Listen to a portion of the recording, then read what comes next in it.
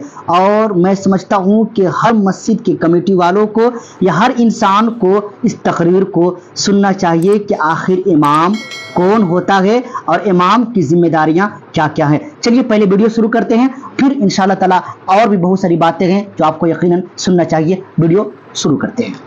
एक टाइम ना रहे तो ऐसे लोग जो जुमे की जुमे जाते हैं वो हंगामा मचा देते हैं। इमाम के बच्चे नहीं है, इमाम की रिश्तेदारी नहीं है, इमाम की ससुराल नहीं है, इमाम की ददियाल नहीं है, इमाम की ननिहाल नहीं है, इमाम का कौन नहीं है, इमाम के चचा भी है, इमाम के ताऊ भी है, इमाम मेरे तुम्हारे तरह आदमी है। मुझे बताओ, कहीं कोई मर जाएगा तो इमाम को जाना पड़ेगा या नहीं जाना पड़ेगा? कहीं कोई पैदा होगा तो इमाम को जाना पड़ेगा या नहीं जाना पड़ेगा? कहीं किसी को तकलीफ है, कहीं किसी की तबीयत अच्छी है, कहीं किसी की खराब है, हजार जिम्मेदारी इमाम के साथ होती है। अगर एक दो दिन इमाम गैर हाजिर रह जाए तो लोग बेवजह उसका हिसाब करने पे तुल जाते हैं और फिर इमाम के पीछे हाथ धो के पड़ जाते हैं। होना ये चाहिए, दो इमाम होने चाहिए मस्जिद में, एक इमाम होना चाहिए, एक नाइब इमाम होना चाहिए। इमाम साहब अगर काम से चले जाएं तो नाइब इमाम उनका काम अंजाम दे सके। इमामों की तनख्वाह बढ़ाओ। अब एकदम तो बढ़ा नहीं सकते, मैं एक तरकीब बताता हूं और फिर हजरत मुफ्ती साहब को आवाज देता हूं। तरकीब यह है कि जब जुमे के दिन इमाम साहब खुतबा पढ़ते हैं, मतलब तकरीर करते हैं या नात शरीफ पढ़ते हैं, मस्जिद में जितने लोग जाते हैं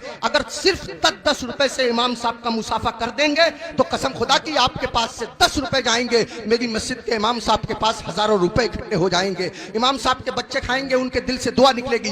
देखो अगर इमामों की तनख्वाह कम होती है तो नमाजें खराब होती हैं। आप कहेंगे कैसे? मैं बताता हूं आपको। इमाम साहब की तनख्वाह 4000, बीबी की दवा चल रही है 3000 रुपया महीना की, 100 रुपया रोज उसकी बीबी की दवा चलती है। अब कितने रुपए बच्चे उसके पास? 1000। उसमें गैस सिलेंडर भी है, उसमें तेल भी है, उसमें नमक मिर्च भी है, उसमें दालचीनी पत्ती भी है, सब दुनिया भर के खर्चे। आप गौर कीजिए, अब इमाम साहब मस्जिद के मुसल्ले पे खड़े हैं, नियत बांधे हुए नमाज की, अब पढ़ रहे हैं सुब्हानक अल्लाहुम्मा व बिहम्दिका व तबारक अस्मुका व तआला जद्दुक व ला इलाहा गैरुक। अब सुबहाना जब खत्म हुआ तो इमाम साहब मन मन में सोच रहे हैं, यार कोई मर भी तो नहीं रहा है, 40 में हो जाता, कुछ रुपए मिलते, खर्चा चल जाता, यार किसी की शादी भी तो नहीं हो रही है, निकाह पढ़ाने के लिए मिल जाता। इमाम साहब खड़े हैं मुसल्ले पे, सोच रहे हैं, पढ़ रहे हैं 40 में, खड़े हैं मुसल्ले पे, पढ़ा रहे हैं निकाह। कसम खुदा की अगर तुम लोगों ने अपने इमाम की तनख्वाहें माकूल रखी होती तो तुम्हारा इमाम जहां होता इमाम की नीयत भी वही होती, तुम्हारा इमाम जहां होता इमाम का दिल भी वही होता, तुम्हारा इमाम जहां होता इमाम का ख्याल भी वही होता।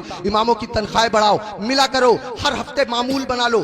जब तुम कमाते हो, हजारों कमाते हो, मामूल बना लो कि हर महीने में इमाम साहब को गौसे आजम की तरफ से 11 रुपए दूंगा या 1100 रुपए दूंगा या 500 रुपए दूंगा। महीने में तुमको तनख्वाह मिले 10,000, महीने में तुमको तनख्वाह मिले 15,000, 8,000 में से 100 रुपए चुपके से जाओ इमाम साहब से मुसाफा करके आ जाओ। अगर बस्ती में 100 घर हैं, सबके सब 100 रुपए से मुसाफा करेंगे, हिसाब जोड़ आप लेना रुपए कितने हो जाएंगे, इमाम साहब का काम हो जाएगा। मैं कहना ये चाहता हूँ, इतना बड़ा इमाम, कभी तुमने सोचा तुम लोग अपने बिस्तर पे सोते रहते हो फजर की नमाज के वक्त, तुम्हारा इमाम तुम्हारी बस्ती की मस्जिद के मुसल्ले पे बैठ के तुम्हारे लिए दुआ कर रहा होता है, या अल्लाह मेरी बस्ती पे करम फरमा, या अल्लाह इस बस्ती पे रहम फरमा, लोगों के कारोबार में बरकत अता फरमा, इज्जत की हिफाजत फरमा, दौलत की हिफाजत फरमा, आबरू की हिफाजत फरमा। और तुम उसी इमाम के पीछे पड़े रहते हो जो तुम्हारे लिए दुआएं करता रहता है। एक आदमी पड़ा रहता था बहुत इमाम के पीछे, एक दिन पकड़ लिया इमाम साहब ने, अबे फजर की नमाज पढ़ी है? बोला बिल्कुल पढ़ी है। इमाम साहब बोले कै रकअतें पढ़ी है? बोला 10। का फजर में 10 हो गए रे?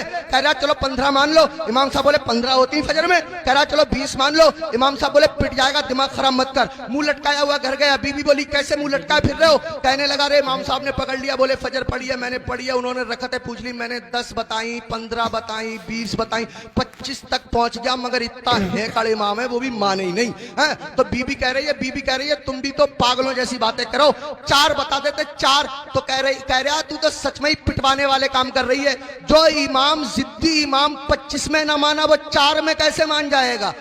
25 में माना नहीं, 4 में मान जाएगा, पिटवाने वाले काम कर रही है। इमामों के करीब आओ, इमामों का ख्याल रखो, जब खाना खाने बैठा करो इमाम को फोन कर लिया करो, हजरत खाना खाया नहीं खाया, आया नहीं आया, अगर आया तो क्या आया, अगर तुम्हारे घर कोई अच्छी चीज बना करे इमाम को पहुंचा दिया करो, इमाम का ख्याल रखा करो। बाल काटने की दुकान है, इमाम से बाल तरशवाने के पैसे मत लिया करो। कपड़े सिलने की दुकान है, इमाम के कपड़े फ्री सिल दिया करो। पूरी बस्ती का एक इमाम है, क्या नहीं हो सकता? मुश्किल काम नहीं है, मुश्किल काम नहीं है। एक इमाम के साथ अगर ये रियायत की जाए, कोशिश करो अपनी मस्जिद के इमामों को हज कराओ, उम्रे के लिए भेजो, सब मिलकर के कोशिश करो, तो कोई कर रहा काम नहीं है। मैंने बहुत कीमती वक्त ले लिया, आपसे भी मैं माफी चाहता हूं और मुफ्ती साहब से भी मैं माफी चाहता हूं। मिंबर शरीफ पे बैठे हुए तमाम लोगों से माशाल्लाह इन्होंने बेहतरीन पैगाम दिया है जो हर इंसान को और हर मुसलमान को इस बात पे अमल करना चाहिए और अपने इमाम की खिदमत करनी चाहिए और अपने मस्जिद के अइम्मा का ख्याल करना चाहिए। यकीनन ये आपकी जिम्मेदारी है, इसलिए इस वीडियो को ज़्यादा से ज़्यादा शेयर कीजिए और अपने दोस्तों तक पहुँचाइए। जज़ाकल्लाहु खैर।